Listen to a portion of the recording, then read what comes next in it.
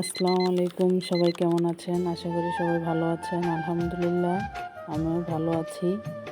এই তো আজকে সকাল থেকে ব্লগটা শুরু করলাম। কার কার আমার ব্লগ দেখতে ভালো লাগে কমেন্ট করে জানাবেন।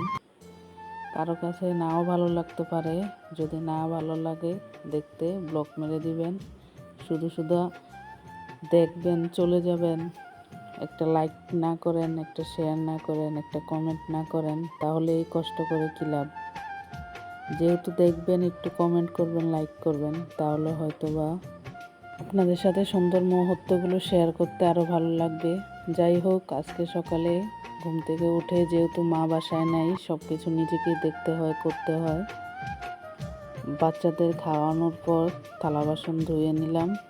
আর এখন তো ফেসবুকে থালা বাসনের ভিডিও প্রচুর ট্রেন্ডিংয়ে আছে। তারপর নিজেরা নাস্তা খেয়ে নিয়েছিলাম, যেহেতু কালকের ভাত ছিল তাই ভাত গরম করে খেয়েছি, আর নাস্তা করে বানানো হয়নি কিছু। আর এদিকে দুপুরের জন্য কালকের শুটকি তরকারি ছিল, আর মাছ ভুনে নিব।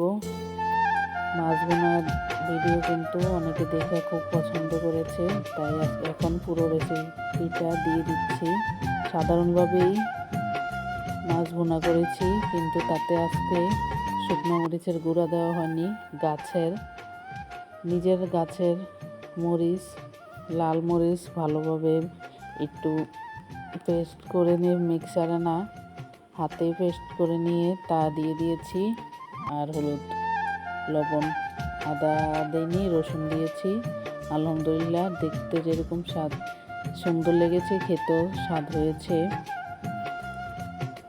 এই তো বৃষ্টির দিন, আজকে সারাদিন প্রচুর বৃষ্টি হচ্ছে। কালকে রাত থেকে বৃষ্টি থামছে, আবার হচ্ছে, এই আর কি। তো কার কার অঞ্চলে বৃষ্টি হচ্ছে জানাবেন। তার সাথে কিন্তু অনেক অসুবিধা হচ্ছে, যেহেতু সারাদিন বৃষ্টি, বাচ্চাদের স্কুল, পরীক্ষার্থীদের পরীক্ষা, সব কিছুর ক্ষেত্রেই বিপাকে পড়ছে মানুষ। এই তো আমার রান্নাবান্না শেষ। আজকে আর বেশি কিছু না বলি, এই সব গুছিয়ে নিব।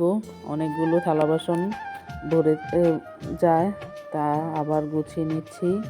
প্রত্যেকটা নারীরই হয়তো বা তার রান্নাঘরের সবচেয়ে ভালো সময়টা কাটে, বেশি সময় কাটে তার রান্নাঘরে। আর রান্নাঘরটা যদি পরিষ্কার পরিচ্ছন্ন থাকে তাহলে মনও ভালো থাকে, কাজ করতেও ভালো লাগে। তো আমি সব কিছু ধুয়ে পরিষ্কার করে রান্নাঘরটা গুছিয়ে নিব।